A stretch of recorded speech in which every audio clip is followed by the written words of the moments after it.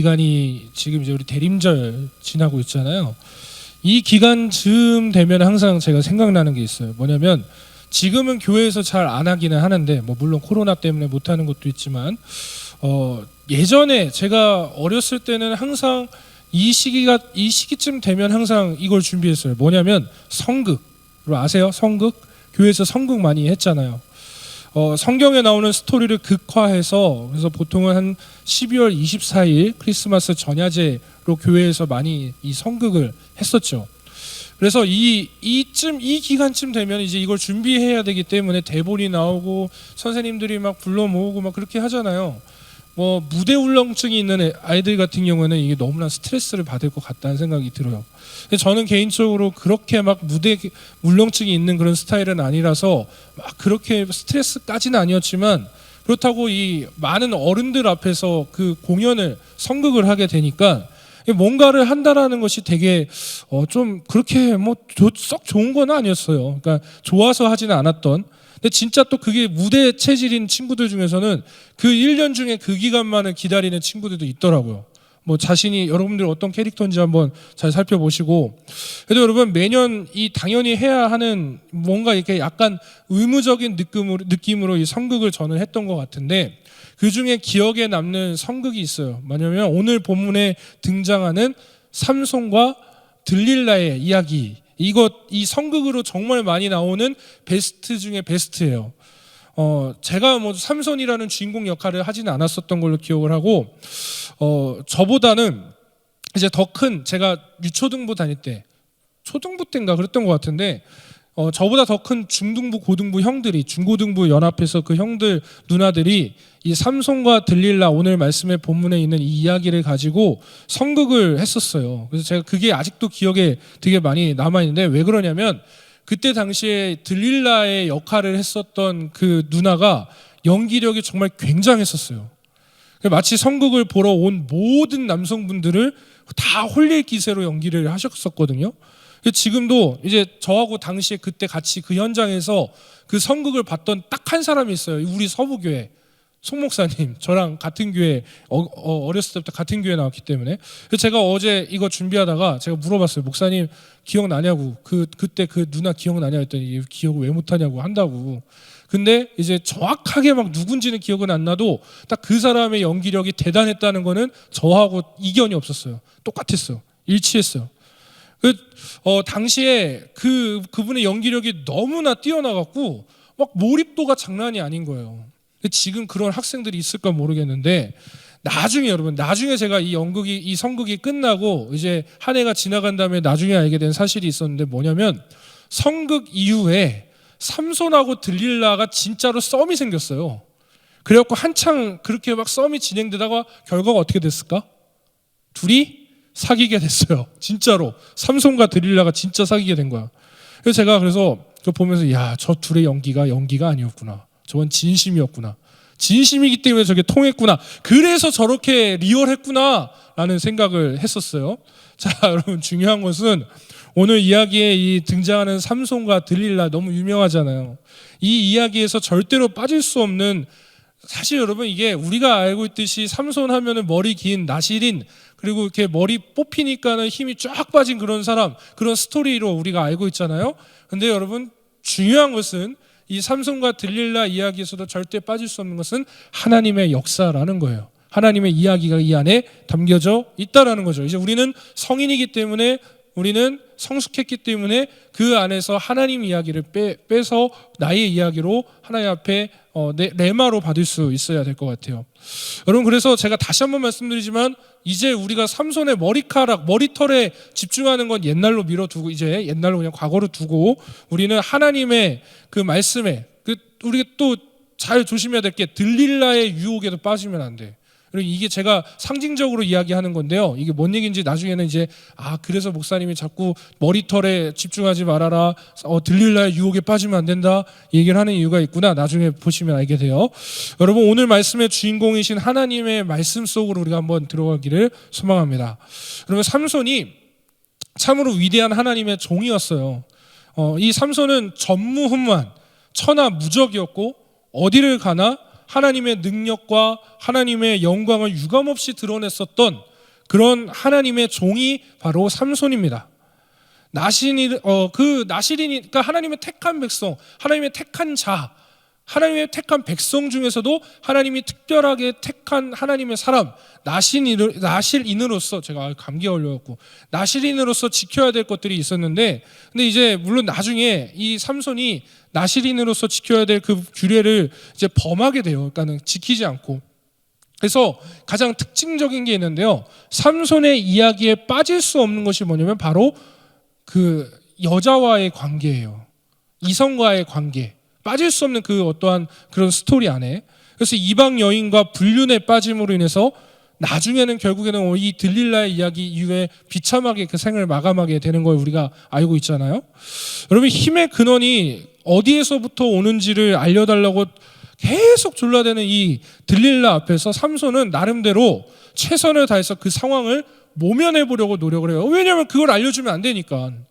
그래서 3번씩이나 거짓말을 하면서 그 비밀을 지키려고 안간힘을 써보게 됩니다. 그 본문은 그런 삼손의 신경을 어떻게 제가 이거 보고 한참 썼어요. 한번 보세요. 16절 한번 볼까요? 16절 같이 읽겠습니다. 시작. 날마다 그 말로 그를 재촉하여 조름에 삼손의 마음이 어떻다고요? 번뇌하여 죽을 지경에 다다른 거예요. 그러니까 옆에서 들릴라가 계속 알려달라고 하니까 삼손이 지겨워, 이 정도가 아니라 번뇌하다가 고민하다가 나 진짜 죽겠다, 진짜 정말, 이 정도까지 다다른 거예요. 여러분, 그 말씀 보시면 이게 얼마나 고민하고 괴로워했던지 죽을 지경이었다. 삼손이 여러분 들릴라와 함께 그저 희희낙낙하면서 그 상황을 즐기거나 뭔가 여유를 부렸던 것이 아닙니다. 삼손은 나실인으로서 힘의 근원의 중요성을 너무나 잘 알고 있었어요. 그러니까 이걸 알려주면 안 되는 것에 대해서 너무나 잘 알고 있었죠. 그러니까 갈등했겠죠. 만약에 이거 중요시 여기지 않았다면 그냥 내 힘의 근원은 머리털이 있어, 쉽게 얘기해 주겠죠. 근데 그게 얼마나 중요한 것인지를 알고 있으니까 갈등했다라는 거예요. 그러니까 이제 죽을 지경까지 이르게 된 것이지 않겠습니까? 여러분, 바로 이런 삼손의 모습에서 잘 보세요. 우리의 모습도 이 안에 담겨져 있는 것을 보게 돼요. 여러분, 삶 속에서 우리를 넘어뜨리려고 하는 이 죄의 유혹 앞에서요, 우리가 사실 그냥 넘어가지는 않아요. 여러분들 잘 한번 생각해 보세요. 여러분들이 죄를 짓기 이전에 얼마나 많이 번뇌합니까? 고민하게 돼요, 사실. 막 유혹이 와요. 여러 가지 유혹들이 막 찾아와요. 야, 오늘 예배 가지 말고 우리 같이 놀자. 그래, 한 번쯤이야. 근데 또 고민되게 되죠. 안 되는데, 예배 안 드리면 하나님 앞에, 이게 하나님과의 약속인데 예배 드려야 되는데, 막 뭔가 나를 계속 넘어뜨리려고 하는 그 유혹 속에서 우리가 한 번에 넘어가는 것이 아니라 번뇌한단 말이에요. 여러분, 그래서 죄 가운데 빠져서 거룩함을 잃어버리는 것이 하나님의 자녀로서 얼마나 불경한 일인지를 알고 있으니까, 하나님 앞에 내가 약속한 것을 깨는 것이 얼마나 안 좋은 것인지, 나의 삶에도 유익하지 않은 거라는 걸 알고 있으니까 그것에 대한 번뇌가 있는 거거든요. 하지만 여러분, 번뇌하고 갈등하는 것에서 그치는 건 의미가 없는 거예요. 그 상황에서 나름대로 최선을 다했다고 스스로를 위로해 봤자 결과는 마찬가지라고요. 여러분, 우리는 이 문제에 있어서 조금 더 적극적으로 대처할 필요가 조금 있어요. 삼손 보세요. 들릴라의 유혹에 괴로워하고 갈등을 했어요. 번뇌했어요. 죽을 것 같이 막 고민을 했어요. 그런데 거기까지였던 거예요. 여전히 들릴라의 무릎을 베고 누워 있어요. 여러분 보세요. 고민하고 있고 뭔가 갈등하고 있고, 내가 막 뭔가 그걸 알려주면 안 되는데 막 죽을 지경이면, 사실 여러분 상식적으로 봤을 때 그 들릴라의 곁을 떠나면 되는 일이에요. 그렇지 않아요? 안 가면 되는 거예요. 근데 여전히 오늘 말씀의 장면에는 들릴라의 무릎을 베고 누워있는 이 삼손의 모습이 나와 있다라는 거예요. 여러분, 이 들릴라의 유혹이 분명 자신에게 독이 될 것을 잘 알고 있으면서도 그 유혹을, 자신에게 오는 그 달콤한 유혹이라는 그 자체가 너무 달콤해서, 그게 너무 좋아서 그걸 벗어나지를 못하고 있는 모습을 보고 있는 거죠. 여러분, 사실 이 삼손이 이런 상황을 맞이하게 된 것도 어느 날 갑자기가 아니라고요. 여러분, 블레셋 여인을 만나러 딥나로 삼손이 내려가게 돼요. 그랬을 때 가사로 이제 중간에 걸려가면서 그 가사로 내려가면서 당시에 이 창기와 음행했을 때부터 이미 이 삼손은 사사로서의 그의 직분은 망각되기 시작한 거죠. 그때마다 성령께서, 하나님은 이 나시린이었던 삼손에게 경고하셨을 거예요. 성령께서 나시린이었던 이 삼손을 계속 책망하시고 당장 떠나라고 분명히 말씀하셨다는 거예요. 그러나 그는 여전히 그 자리에서 벗어나지 않고 있습니다. 여러분, 이런 태도로는 결코 우는 사자와 같이 두루다니며 삼킬 자를 찾고 있는 이 악한 마귀 원수들의 그 어떠한 그들의 계획에 대적할 수가 없어요. 여러분, 우리 가운데 내주하시는 성령께서 우리 가운데 경고하세요. 죄 가운데 우리가 유혹을 받을 때 하나님이 안 된다라고 분명히 우리 가운데 말씀하신다고요. 경고하신다고요. 그때 여러분, 우리의 행동은 민첩하게 그 자리를 박차고 나와야 된단 말입니다. 그 죄된 환경에서 떠나야 된다고요. 그래서 여러분, 신약에 보면 베드로가 우는 사자와 대적하기 위해서는 뭐 해야 된다고 이야기하는지 아십니까? 근신해야 된다고요. 내 자신을 스스로 돌아보고 근신해야 된다고요. 셀프 컨트롤 해야 된다고요. 스스로를 통제할 수 있어야 하는 거죠. 스스로 제어해서, 그래서 그 상황을 내가 떠나야 돼요. 벗어나야 돼요. 여러분 보세요. 결국 삼손이 그가 사랑했던 여인 이 들릴라에 의해서 힘의 근원인 머리가 깎이게 됩니다. 그리고 블레셋 사람들에게 두 눈이 뽑히게 돼요. 그리고 맷돌을 돌리는 처량한 신세가 되고 맙니다. 하나님이 사사로서의 주신 그 품위와 기백은 온데간데 없어진 거예요. 천하 무적이었고 장사였잖아요. 엄청난 사람이었는데, 그런데 그 들릴라의 유혹에서 벗어나지 않았을 때 그에게 온 이 결과를 보시라는 거예요. 그래서 여러분, 사람들은 마치 그렇게 생각하지 않겠습니까? 여자 품에 안겨서, 물론 여러분, 제가 말하고 싶은 건 이 말씀에 나오는 어떠한 여성에 대한 비하를 하는 게 절대 아니에요.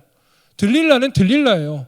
여러분, 그 들릴라가 뭔가, 물론 들릴라가 들릴라의 역할이 있었겠지만 오늘 말씀의 중심은 삼손이 죄된 그 현장에서 떠나지 않은 것에 있는 거예요. 그러니까 들릴라 나쁜 기집애 이러면 안 된다고요. 그게 중요한 게 아니라고요. 여러분, 오늘 이 삼손 이제 마치 뭔가 다 끝난 것 같아요. 힘도 없어요. 두 눈도 뽑혀서 보이지도 않아요. 할 수 있는 것이 그냥 시키는 거 해야 되는 그런 처량한 신세, 모든 것이 다 끝난 것처럼 보이는 이 삼손의 모습. 그런데 하나님께서는 이 삼손을 이 나락에서 그냥 방치해 두진 않으세요. 그래서 그를 다시 회복시키시는 것을 보게 됩니다. 자, 22절 한번 보겠습니다. 22절 같이 읽겠습니다. 시작. 그의 머리털이 밀린 후에 다시 자라기 시작하니라. 여러분, 힘의 근원이 다시 회복되기 시작합니다. 예전처럼 긴 머리는 아니에요. 다 깎였으니까. 근데 솜털이 다시 돋아나고 머리털이 조금씩 자라나기 시작하는 거예요. 자, 사랑하는 청년 여러분, 이것이 바로 신자가, 우리 성도가 누리는 특권이 바로 이거예요. 우리는 여러분 환경에 넘어질 수 있어요. 우리 누구나 실수할 수 있고요. 누구나 마음속에 범죄할 수 있어요. 여러분, 우리가 숱한 마음들이 있잖아요. 우리가 살아가면서 그냥 우리 마음이 늘 정직하고 늘 깨끗하고 늘 하얗습니까? 그렇지 않잖아요. 저도 목사로 살지만 때로 제 마음으로, 제 입술로 범죄할 때가 분명히 있다고요. 연약한 인간이니까. 여러분, 우리는 분명 이렇게 넘어질 수 있어요. 심지어 오랜 시간 동안 영적인 침체를 경험하는 사람들도 분명히 있다고요. 하지만 여러분, 그곳에서 계속 머물지는 않아야 된다고요. 하나님께서 그렇게 내버려 두시지 않기 때문에, 우리로 하여금 주님은 다시 구원을 이루시는 분이시기 때문에 우리에게 이미 허락된 산지를 다시 정복하도록, 너가 넘어졌냐? 다시 일어나자. 주님 말씀하시는 거예요.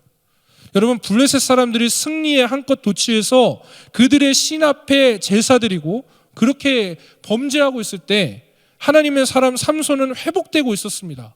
그리고 마지막으로 그는 사사로서의 사명을 감당하게 돼요. 말씀 볼게요. 30절 제가 읽어드릴게요. 삼손이 이르되 블레셋 사람과 함께 죽기를 원하노라 하고 힘을 다하여 몸을 굽히매 그 집이 곧 무너져 그 안에 있는 모든 방백들과 온 백성에게 덮이니 삼손이 죽을 때에 죽인 자가 살았을 때 죽인 자보다 더 많았더라.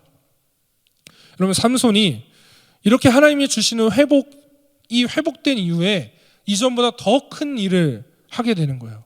죽을 때에 죽인 자가 살았을 때에 죽인 자보다 더욱 많았다. 여러분, 이 모습이 또한 이 죄에서 회복된 성도의 모습이 바로 이거예요. 신자에게 있어서, 성도에게 있어서 죄에서 넘어지면 자기 정죄로 끝나지 않아요. 오히려 하나님께로 한 발짝 더 다가갈 수 있는 계기가 되는 것이 우리의 무너짐입니다. 그리고 더욱 단단하고 기백 있는 하나님의 사람으로 세워지는 것이 우리의 실패라고요. 그렇기 때문에 저는 여러분들의 영적인 실패든 삶의 실패든 저는 우리 청년의 때의 그 실패를 아주 환영하고 아주 축복하고 아주 응원해요. 그 시간들이 있어야 여러분들은 더 성장할 수 있어요. 그 시간들이 있어야 여러분들은 하나님께로 더 성숙해질 수 있단 말입니다. 여러분, 하나님을 떠난 삼손이 어떤 비극을 경험해야 되는지 아세요? 한번 보세요. 몇 가지로 제가 정리를 해봤는데 첫 번째로 두 눈이 뽑혔어요. 하나님을 떠나고 나서. 여러분, 얼마 전까지만 해도 두 눈을 부릅뜨고 블레셋 군병들을 노려보기만 해도 블레셋 군병들이 혼비백산하면서 도망가게 했던 사람이 바로 삼손이었어요. 그런 삼손이 블레셋 군병에 의해서 두 눈이 뽑혀버렸어요. 얼마나 비참한 모습이었겠습니까, 여러분? 눈이 빠지면 뭐 뻔한 거잖아요. 앞이 안 보여요. 마찬가지로 여러분, 우리도 하나님의 은혜를 상실하기 시작하면요, 그때부터 앞이 보이지 않는 그런 심판을 받게 되는 겁니다. 그러니까 앞뒤를 분간을 못해요. 영적으로 분별하지를 못하는 거예요. 하나님의 영이 떠난 사람에게는 분별력이 없는 겁니다. 그런 비참함이 그에게 있었어요. 두 번째로 뭐냐면 노출로 꽁꽁 묶였습니다. 삼손이. 하나님의 은혜의 줄에 매여 살고 은혜의 사슬에 꽁꽁 매여 살았던 그가 이제는 세상의 노출, 그것도 블레셋 군병들의 쇠사슬에 묶여있는 그런 처량한 신세가 돼버리고 만 거예요. 여러분, 오늘 우리도 마찬가지예요. 하나님의 은혜의 사슬에서 벗어나게 되면 세상이라는 그 죄악의 줄에 묶여서 마귀의 포로가 되어 버릴 수밖에 없는 겁니다. 그래서 그들이 명령하는 대로, 그들이 원하는 대로, 그들이 유혹하는 대로 그렇게 행동하게 되는 거예요. 여러분, 제가 조건을 달아요. 분명 우리 실수할 수 있어요. 넘어질 수 있어요. 그런데 중요한 것은 그 자리에서 우리가 일어나지 않으면, 내가 그 자리에서 일어나기 위해서 다시 회복하기 위해서 노력하지 않으면 죄의 사슬에 묶여져 버린다고요. 그러면서 뭐 우리가 하는 건 뻔한 거예요. 그들이, 그 악한 원수가 명령하는 대로 하는 거예요. 여러분, 누군가를 미워하는 그런 어떠한 그 올무에 걸려 계십니까? 그러면 여러분, 우리가 주님께 있으면 다시 용서하게 되고 다시 사랑하게 되거든요. 근데 주님 앞에 있지 않으면 그 지체를 계속 끊임없이 욕하게 되는 거죠. 그렇지 않겠어요? 뒷말 나오고 비판하고 내 마음대로 내 마음속에 담아있는 그 말들이 다 옮겨지고, 그건 뻔한 거예요, 여러분. 근데 그거 하나님 기뻐하실 것 같아요? 절대 그렇지 않아요. 절대 그렇지 않다고요. 우리는 분명 넘어질 수 있어요. 그런데 그 자리에서 일어나느냐 아니면 주저앉아 있느냐의 차이는 상당히 큰 거예요. 자, 여러분, 삼손 보세요. 셋째로 연자 맷돌 돌렸어요. 여러분, 이거요, 우리가 생각했을 때, 제가 이거 항상 이 맷돌 얘기 나올 때마다, 맷돌 하면 우리 한국 사람의 정서에 뭐 있어요? 그냥 옛날, 여러분들이 알지 모르겠는데, 제가 옛날 우리 할머니, 할아버지 뭔가 이렇게 뭐 매주 쓰시고 이렇게 하실 때 돌리는 맷돌이 있어요. 아세요? 이렇게 민속촌 이런 데 가면 있는 거 있잖아요. 돌려보셨어요, 여러분? 제가 제 연상에도 저는 이거거든요. 근데 이제 이 성경에서 나오고 있는 이 맷돌 뭐냐면, 낙이나 소가 돌리는 연자 맷돌을 그러니까 동물들이 대신해서, 사람 대신해서 돌리는 맷돌이에요. 그러니까 이거를 하나님의 위대한 종이었던 이 삼손이 동물들이나 돌리고 있었던, 짐승이나 돌리고 있었던 이 맷돌을 두 눈이 뽑힌 채 돌리고 있었다고요. 이거 얼마나 비참한 모습이냐고요. 여러분, 오늘날도요, 우리가 하나님을 떠나 죄를 범하면 맷돌이나 돌리는 삶이 될 수밖에 없는 거예요. 항상 무엇을 먹을까 마실까, 그냥 어떤 그런 걱정을 계속 끊임없이 하면서, 그러면서 새 속에 쳇바퀴 돌듯이 동물적인 존재로서만 그냥 살아갈 뿐인 거예요. 그냥 더 이상의 비전을 갖지 않는 거예요. 저는 정말 요즘 우리 청년 세대를 보면서 그게 너무 마음이 아파요. 저는 좀 여러분들 경험 많이 했으면 좋겠어요. 그래서 제가 다른 목사님들은 어떤지 모르겠는데, 저는 막 청년들한테 여행도 많이 가. 야, 너가 해보고 할 수 있는 것들 많이 해봤으면 좋겠어. 경험도 많이 해봐. 정말 원한다면은 아르바이트도 하면서 사회생활도 해보고, 그냥 가만히 좀 있지 말고 여러 가지 해보라고요. 뭐라도 좀 해보라고요. 물론 범죄하는 거 말고. 내가 달콤한 유혹 속에 빠져서, 그래, 목사님 하라고 했으니까 이것도 해보고 저것도 해보고 다 해봐야겠다. 타락도 해보자. 그건 여러분 충분히 분별하시죠. 제가 그런 말 하는 거 아닌 거 알잖아요. 근데 저는 좀 여러분들이 더 다른 어떠한 이 땅에서 하나님께서 주실 수 있는, 누릴 수 있는 축복들이 얼마나 많은지 아세요? 우리 어떤 관계적인 부분들도 있어요. 또 이 땅에서 누릴 수 있는 것들이 있어요. 좀 주님의 은혜 안에서 그런 것들 경험해 보시라고요. 대체 내가 뭐 해먹고 살지? 내가 어떻게 살아야 되지? 내가 돈 많이 모아서, 물론 여러분 우리 돈이라는 것이 많이 모아져서 여러분 항상 그런 생각하세요. 돈 많이 벌어서 전 우리 부모님한테 효도할 거예요. 제가 제 주변에 목회자가 아닌 친구들이 몇 있거든요. 또 지지난주에 밤에 저한테 전화가 왔어요. 전화가 왔는데 전화가 와서 딱 받았는데 목소리가 남자고 딱 보니까 술에 취한 거예요. 잘못 전화했는데 야 너 제목 맞지? 막 이러면서 맞지? 그랬더니 자기 누구라고. 그러니까 보니까 제 중학교 때 친구인가? 가 전화가 온 거예요. 그래서 야 우리끼리 막 모였는데 네 얘기가 나와갖고 연락했다고. 그래서 그랬냐? 그래서 네 목사님이라며? 그래서 그렇지. 그랬더니 야 씨 우리 친구 중에 목사님이 다 있고 대단하다 막 얘기를 하는 거예요. 그래서 별로 대단한 것도 없는데. 근데 이제 이 친구들 막 얘기하다가 제가 막 야 너 그러니까 어떤 친구는 사업도 하고 어떤 친구는 진짜 한우 춘천에서 한우에 되게 큰 집을 이렇게 가게를 열어서 대박난 친구도 있더라고 보니까. 근데 여러분 제가 보면서 이 친구들의 삶을 보면서 돈이 많다고 해서 효도하고 이거의 관계는 없는 것 같아요. 사실 여러분 물질적인 어떠한 그런 보상에 대한 것들을 사실 부모로서 여러분 그게 그렇게 크지는 않아요. 진짜 부모의 마음은 무엇이겠습니까? 물론 그것도 한 몫을 할 수는 있겠죠. 근데 중요한 것은 우리 마음이지 않겠어요? 그게 더 중요한 거잖아요. 여러분 세상은요 계속 똑같은 논리와 똑같은 어떠한 우리 잣대를 들이대면서 우리가 근데 계속 똑같은 쳇바퀴를 돌게 한다라고요. 여러분 우리 두 눈이 뽑히고 우리가 뭔가 묶여져 있고 세상의 법에 묶여져 있고 자유하지 못해서 그렇게 있을 때 죄 가운데 빠져 있을 때 수치스럽게 살 수밖에 없는 거예요. 자, 네 번째로 뭐냐면 삼손이 이렇게 된 후에 다곤 신상과 블레셋 백성들 앞에서 놀이객감이 됩니다. 한마디로 하나님의 영광이 땅에 완전히 떨어져 버린 모욕과 수치와 굴욕의 순간을 맞이하게 되는 거예요. 여러분 삼손 자신도 자신의 죄값이 이렇게 엄청날 줄은, 이렇게 엄청나게 클 줄은 상상조차도 하지 못했을 겁니다. 그러나 엄연히 삼손은 자기가 저지른 실수 때문에, 자기가 저지른 이 범죄 때문에 이런 비극을 당하고 있는 거거든요. 보세요. 삼손이 사실은 이 나시린으로서 자신이 갖추고 있는 그 능력과 그 권능과 이런 것들을 삼손이 스스로 알고 있었어요. 그런 것들을 어디서 알 수 있냐면은, 여러분 삼손이요 이렇게 이제 비참한 모습이 되기 이전에 성경을 보게 되면 삼손이 하나님을 향해서 한 번도 주님이란 고백을 하지 않습니다. 나의 주님, 나의 주, my Lord, 이 고백을 하지 않는다고요. 다 이 오늘 말씀에 이전에 삼손이 하나님을 향한 지칭이 영어 성경을 살펴보면 다 you로 되어 있어요. 당신, 나의 주님이 아니라 그냥 신. 이해되십니까? 자, 여러분 하나님이 이처럼 이 수치스러운 이 삼손의 사건을 왜 구체적이고 적나라하게 기록하셨을까요? 성경에 이유가 있지 않겠습니까? 여러분 이것은 후세를 살아가는 모든 하나님의 백성들에게 너희도 하나님을 떠나면 이렇게 된다는 사실을 아주 적나라하게 가르쳐주고 있는 거예요. 너희도 범죄하면 이렇게 된다는 사실을 주님 가르쳐 주시고 있다고요. 여러분 삼손이 자신의 비극을 어떻게 회복해 가는지 아십니까? 한마디로 하나님께 돌이킴으로, 하나님을 다시 찾음으로, 부르짖어서 기도함으로 인하여 다시 회복되는 것을 보게 돼요. 자, 28절 보겠습니다. 28절. 제가 앞에 말씀드렸던 이 주님에 대한 이야기가 여기 나오는데 28절 보겠습니다. 다 같이 읽죠. 시작. 삼손이 여호와께 부르짖어 이르되 주 여호와여 구하옵나니 나를 생각하옵소서. 하나님이여 구하옵나니 이번만 나를 강하게 하사 나의 두 눈을 뺀 블레셋 사람에게 원수를 단번에 갚게 하옵소서.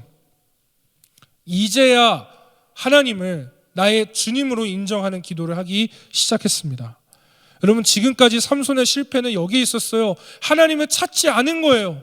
나의 주인이신 하나님을 찾지 않고 붙잡지 않은 것에 그의 실패가 있었다는 겁니다.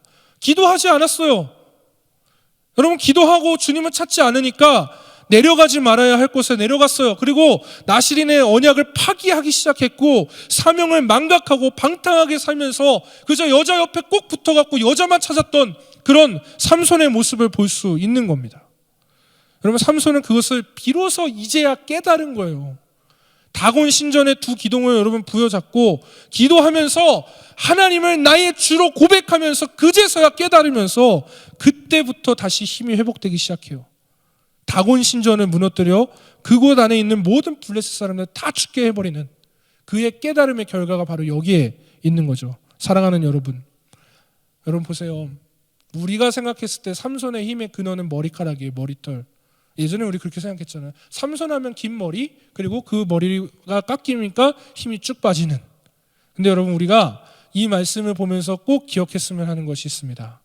삼손의 힘은 하나님께만 있는 거예요. 정확히 말하자면 삼손이 나시린이기 때문에 힘이 있었을까? 선택받은 자이기 때문에 힘이 있는 것 아닐까? 혹은 들릴라가 알게 된 삼손의 힘의 근원인 머리털 때문이 아닐까라고 생각하지만 그것이 아닌 위대한 하나님께서 그를 선택했기 때문이라는 거예요. 하나님이 그를 사용하시겠다라고 나시린으로 선택했기 때문에 그의 힘의 근원은 하나님께 있다라는 거예요. 여러분, 우리 그거 잊지 맙시다. 사랑하는 청년 여러분, 여러분들의 인생의 힘의 능력은 하나님께 있어요. 왜? 하나님이 여러분들을 선택하셨고 하나님이 여러분들을 하나님의 자녀로 부르셨기 때문에. 그리고 하나님께서 여러분들을 잊지 않으시고 구원하시고 그저 여러분들을 그저 팔짱 끼고 바라보시는 것이 아니라 오늘도 내일도 여러분들의 모든 일거수일투족을 하나님께서 함께 하시겠다라고 말씀하고 계시는 거예요. 우리의 힘은 거기에 있는 거지 않겠습니까? 나의 힘은 하나님이 함께 하시기 때문인 거 아니겠습니까? 제가 이번 한 주간 저의 마음에 근심이 있었어요. 그런 일이, 사건이 있었어요. 그래서 상당히 마음이 괴로웠어요. 그러면서 정말 제 마음속에 이거 막 사역자로서의 회의감도 있고 뭐 여러 가지 있어요. 뭐 다 나눌 수는 없지만 저희 아내와 저하고 기도하기 시작했고, 그러면서 저는 하나님 앞에 제 시선을 돌리기 시작했거든요. 제 친구한테 전화가 왔어요. 야, 나 사역지 옮겼다. 그런 거에서 그래? 어디야? 춘천에서 사역을 하다가 이제 이 서울권으로 다시 오게 된 거예요. 그래서 이제 막 얘기하다가 저희 목회자들이 동기들하고나 저희 마음을 좀 나눠요. 그래서 야, 나 마음이 좀 이랬어. 어려운 것도 있었어. 그런데 얘기하다가 제가 어떤 얘기를, 이 친구도 자기가 어려웠던 얘기를 다 하는 거예요. 그래서 제가 어떻게 대답을 해줬냐면, 야, 교회나 사람이나 다 부족하잖아. 나도 그 중에 하나잖아. 우리도 그 중에 하나잖아. 근데 우리가 롱런하기 위해서 어떻게 해야 되겠냐? 하나님 바라봐야 되지 않겠어? 이러고 전화를 딱 끊었는데 하나님이 제 뒤통수를 딱 때리시면서, 야, 네가 한 말 내가 다 들었다. 여러분, 마찬가지지 않겠어요? 우리의 힘은요, 하나님을 바라보기 시작했을 때 일어나기 시작해요.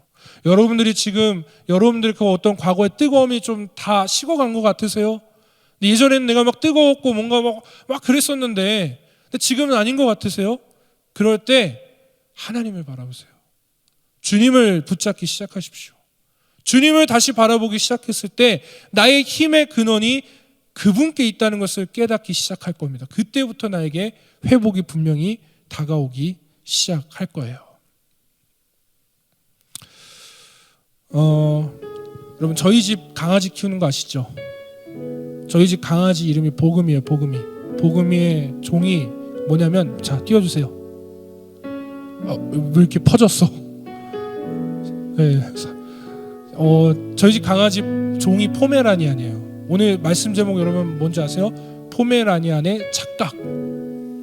자, 여러분, 저희 강아지가 포메인데 제가 포메라는 강아지를 이제 정보가 없었어갖고, 그래서 우리 강아지 복음이를 분양한 지 얼마 안 됐을 때 이 녀석에 대해서 공부를 좀 해야 되겠다. 그러니까 얘를 어쨌든 얘가 견생이 끝날 때까지 제가 키워야 되잖아요, 주인으로서. 그러니까 좀 내가 얘에 대해서 알아야 되니까 그래서 공부를 좀 하기 시작하다가 그러다가 알게 된 사실이 하나가 있어요. 뭐냐면 포메라는 강아지의 종이 원래는 북극 지역에서 썰매를 끌었던 썰매견이었어요. 여러분, 포메 크기 얼마나인 줄 아세요? 다 커봤자 요 정도. 다 커봤자 3kg, 3.2kg 그 이상을 더 친 애들은 진짜 비만인 애들이고, 저희 강아지가 3.0kg인가 그래. 딱 3kg. 크지도 않아요. 되게 작아요. 근데 원래 얘네들이 개량되기 이전에 원래 오리지널은 북극에서 썰매를 끌었던 다소 좀 몸집도 큰 그런 개라고 해요. 이제 이게 애완견으로 개량이 되면서 지금의 작고 귀여운 포메의 모습이 된 건데요. 근데 여러분, 포메 강아지들이 아직도 착각하고 있는 것이 있다고 해요. 그게 뭐냐면, 털이 지금 제가 아까 띄워드렸던 저희 복음처럼 털이 지금 저거보다 자라면 털이 훨씬 더 풍성해요. 털이 풍성할 때는 자신이 이 세상에 어떤 개보다 용맹스럽고 몸집이 거대하고, 그렇게 내가 진짜 다른 개보다도 엄청 용맹하고 힘도 세고 몸집도 큰 그런 엄청난 개라는 착각 가운데 활개를 치며 다닌다라는 거예요. 그래서 제가 가만히 생각해보고 가만히 살펴보니까 저희 집에 키우는 이 강아지 보금이도 털이 풍성할 때는 실제로 주인에게도 엄청 잘 대들어요. 이 싸가지가 진짜 엄청 잘 대들고, 자기가 정말 엄청 큰 개인 마냥 되게 교만한 가운데 살아가고, 진짜 싸가지가, 그 인터넷 찾아보세요. 포메는 일단 기본적으로 싸가지가 없다 이렇게 해서 떠요. 진짜 싸가지 없어요 정말로. 지가 다 세상의 주인인 마냥 그렇게 행동해요. 근데 착각이에요. 착각, 절대적인 착각. 여러분, 이 착각이 깨질 때가 언제인 줄 아세요? 자, 띄워주세요. 자, 이게 뭐예요?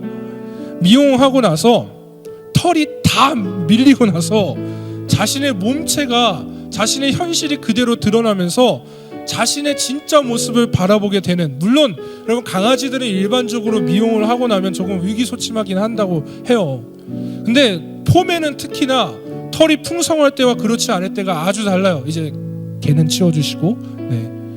마치 여러분 자신의 착각에서 벗어나서 현실을 알게 되는 그런 모습들을 보이게 돼요. 그래서 저희 집 강아지 보금이도 미용 후에 아주 순해집니다. 그리고 아주 연약해져요. 그전에는 완전 진짜 활개치고 다녔던 놈이 미용하고 돌아오면 스스로 약해져서, 그래서 주인에게 복종하고 연약한 아기인 마냥 안겨요. 그래서 막 나는 아무것도 할 수 없는 그런 모습이 마냥 되게 연약해져요. 너무 귀여워. 자, 여러분, 사랑하는 청년 여러분, 잘 한번 이 의미를 한번 우리가 의미심장하게 생각해 봅시다. 우리도 여러분 때론 이 포메라니안이 갖는, 이 강아지가 갖는 착각과 같이 우리의 삶에서 착각하며 살아갈 때가 있는 것 같아요. 내 인생의 힘의 원천이 나의 능력, 뭔가 화려해진 나의 스펙들, 혹은 내 인간관계 안에서 내 어떤 인맥이라고 하죠. 흔히 말하는 인맥과 인맥의 능력과 부와 권력 안에서의 그 능력들, 내가 뭔가 갖춰져 가는 그런 스펙들로 인하여서 마치 내 안에 풍성한 털이 있어서, 그래서 그것으로 인해서 내가 뭔가 힘이 엄청나게 세고 강한 존재인 것 마냥 그렇게 살아갈 때가 우리 가운데 있지 않냐라는 거예요. 그러면 이것은 이 세상을 창조하신 하나님, 그리고 능히 멸하시기도 할 수 있는 그 하나님 앞에 우리는 큰 착각을 하고 있는 거죠. 여러분, 우리의 능력은 위대하신 전능하신 하나님께로부터 나오는 것입니다. 삼손의 힘의 원천은 머리털이 아니에요. 그리고 그가 들릴라에게 유혹당했던 그 들릴라가 나쁜 사람이 아니라고요. 삼손의 힘이 떨어진 것은 하나님께서 선택한 나시린으로서 갖추지 말아야 될, 그가 그 죄의 현장에서 빠져나오지 못한 곳에서 힘이 빠진 근원이 바로 거기에 있는 것입니다. 여러분, 우리 그리스도인의 힘은 어디 있어요? 아시잖아요. 결국 주님께밖에 없어요. 그런 우리가 자꾸 세상 거 자꾸 갖다 붙이려고 하니까 나중에는 착각하는 거예요. 내가 뭔가 거대해진 것 마냥, 내가 뭔가 위대해진 것 마냥. 여러분, 신앙도 그래요. 신앙도 나이가 먹고 연수가 지나가면서 성숙해지면 결국은 머리를 숙이게 되어 있는데, 머리가 고다지는 그런 현상들이 왜 일어나는지 아십니까? 하나님의 것이 아닌, 말씀이 아닌 그냥 교회 생활하는 거. 저는 제발 우리 사랑하는 청년들이 교회에 어떠한 당연한 흘러가는 그런 교회 유지들이 있어요. 그런 것들이 있어요. 그런 것에 물들지 마세요. 여러분, 제발. 여러분들 본질 찾아가세요. 본질. 여러분들의 선배, 물론 그분들도 엄청난 기도와 헌신 가운데 이 교회를 세우셨어요. 그런데 그들의 모습이 맞지 않는다면 그거 따라가지 마시라고요. 우리는 하나님께만, 우리의 진리가 하나님께만 있기 때문에 하나님이 말씀하시는 것이 무엇인지, 만약에 우리의 선배의 세대가 그걸 하지 못하고 있다면 여러분 세대가 그걸 일으킬 생각을 해보시라고요. 종교개혁이 일어났어요. 그러고 나서 오랫동안 몇백 년이 흘러갔습니다. 그런데 지금 교회의 모습은 어떤가요? 타락해 가잖아요. 시스템에 갇혀서, 프로그램에 갇혀서 뭔가 하지 않으면 안 달라는, 그래서 이 시기 때 기도하자라는 그 목소리가 아닌 뭔가 이벤트하고 만들어가자. 제가 정말 속이 찢어지는 말이 그런 거예요. 우리 교회 서부교회도 한번 다시 되짚어봐야 되지 않을까요? 제가 감히 누가 잘못했다는 걸 얘기하는 게 아니에요. 저 스스로가 그래요. 제 스스로가. 하나님이 저에게 말씀하시는 게, 야, 너 뭐 하기 전에 기도하냐는 거예요. 너 나와의 영적인 교제가 회복되어져 있냐? 그렇지 않은데 어떻게 말씀 전할 거야? 그렇지 않은데 어떻게 너가 사역할 거야? 하나님과의 관계가 올바로 서 있지 않은데 내가 어떻게 신앙인이라고 이야기하고 다니겠냐는 거예요. 여러분, 삼손이 다시 힘이 생겨나기 시작한 것은 머리가 자랐기 때문이 아니에요. 하나님께 돌이켰기 때문이라고. 그러면서 머리가 상징적으로 자라난 거죠. 오늘 우리도 마찬가지인 것 같아요. 오늘날 우리도 하나님한테 다시 찾아가셔서 다시 주님 붙잡고 주님과의 관계 다시 회복하고, 주님, 나의 힘의 근원이 하나님께 있습니다. 나의 모든 힘의 원천이 당신께 있습니다. 그래서 주님 말씀하시는 대로 내가 다시 살아가겠습니다. 다시 그 말씀이 진리이기 때문에 그 진리를 따라가겠습니다. 내가 가난하고 공고하고 결핍하고 내 가운데 내가 만족하지 않는 나의 삶의 모습이 있을지라도 주님 한 분이면 충분합니다. 여러분, 우리 포메처럼 착각하지 마세요. 그렇게 살아가지 말고 내 현실을 좀 바라보면서 오늘 내가 나의 나된 모습이 될 수 있는 것은 하나님의 은혜입니다. 이 고백으로 다시 회복하는, 사랑하는 우리 모든 청년들의 삶이 되시기를 주님의 이름으로 간절히 축복합니다. 이 시간에 함께 자리에서 일어나실까요? 그리고 함께 찬양했으면 좋겠어요. 함께 찬양하실 때 우리 하나님 위대하신 분이시죠. 아멘이십니까? 아멘이세요? 우리 하나님은 전능하신 분이십니다. 아멘이십니까?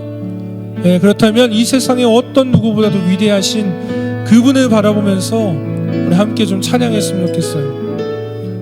함께 고백할까요? 전능하신 나의